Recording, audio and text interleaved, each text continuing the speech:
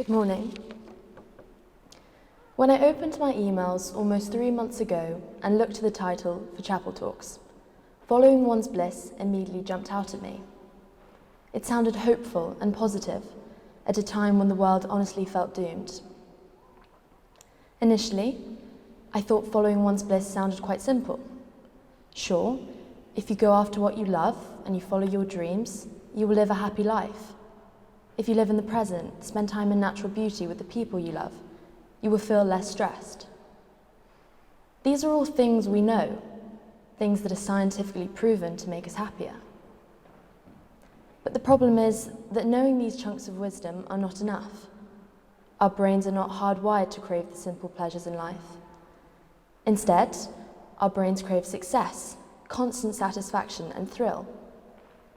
And most importantly, brains are not built solely to improve our mood. They are there to warn us of predators and life-threatening situations. In the late 20th century, Joseph Campbell penned the term "following one's bliss" for a philosophy that focused on the importance of everyday experiences that render some sense of bliss.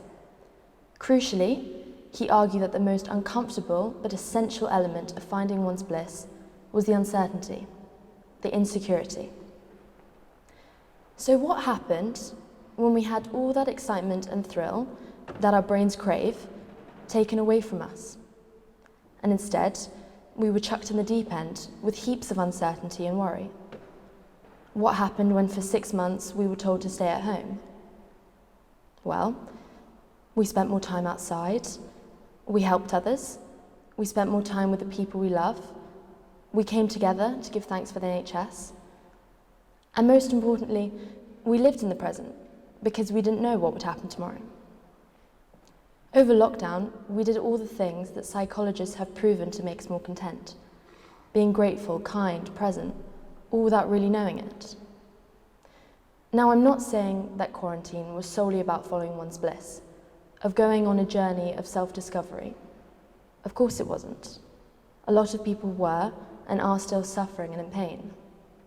Not only physically, but mentally, emotionally, and financially. I also took for granted today that everyone was with their loved ones. I know many of you were away from your family for 5 months, and how hard that must have been. But what I'm trying to make clear is that the things that can make us happy are surprisingly simple, and that if I've learned anything about following one's bliss, it's that I took a lot of the simple things in life for granted.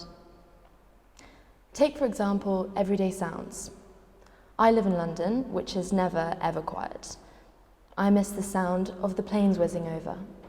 I miss the sound of primary school kids coming home from school, and I miss the sounds of the trains rattling on the tracks at 11 p.m.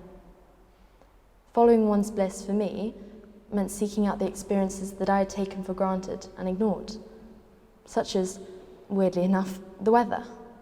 I think many of us can agree that the weather has an astounding effect on our mood. In the last 6 months, I don't think I've ever been more grateful for sunshine and blue skies.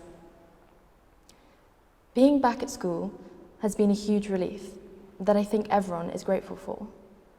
However, the beginning of term is always daunting and very fast-paced.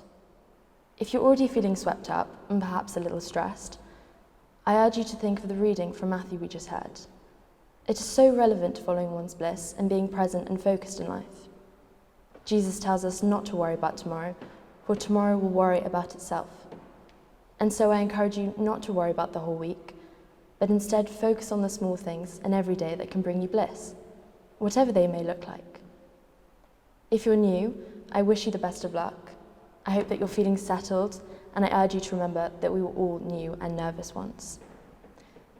So before I leave you, I want you to hold on to your blue skies today, whatever they may be or look like.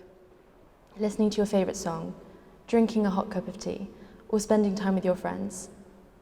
Seek out the things that make you feel alive and cherish them. Thank you.